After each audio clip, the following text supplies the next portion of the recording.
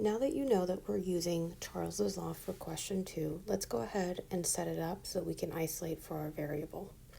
Remember, the formula is always V1 over T1 equals V2 over T2. The best thing for you to do, if you know that isolating variables is a bit of a struggle for you, go ahead and just bring your opposite temperature to the opposite volume.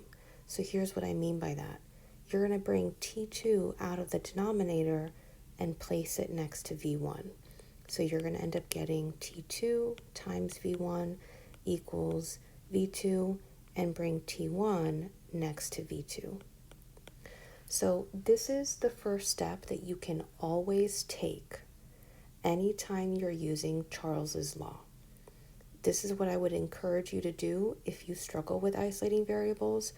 Automatically take this first step.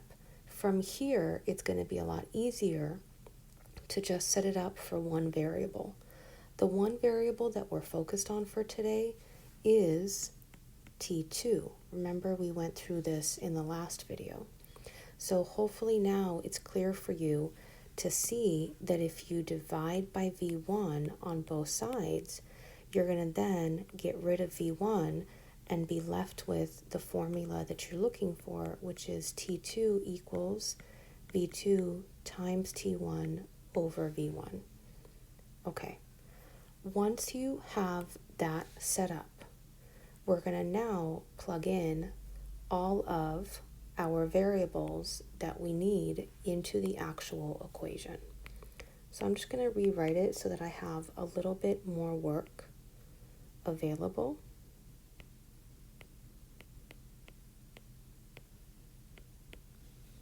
Okay, remember, I'm going to start with my V2, and in this case, my V2 was 3.00 liters. I get that straight from the problem.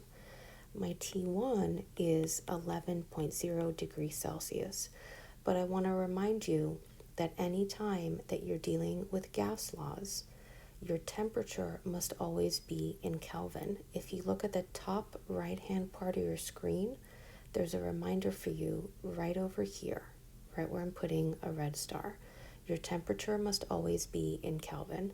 And so I'm going to go ahead and use my conversion factor where I can take my Celsius and add 273 to get it into units of Kelvin.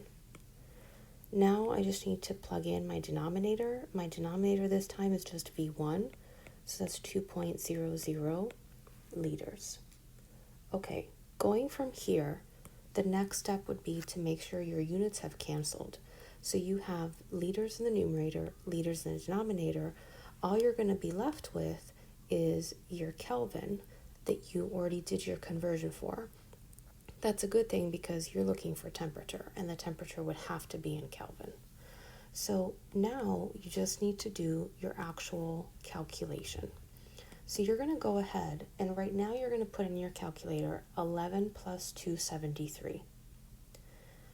You're going to take that number, which should be 284, and you're going to multiply that by 3. Hopefully your calculator is looking back at you with 852. That's your numerator.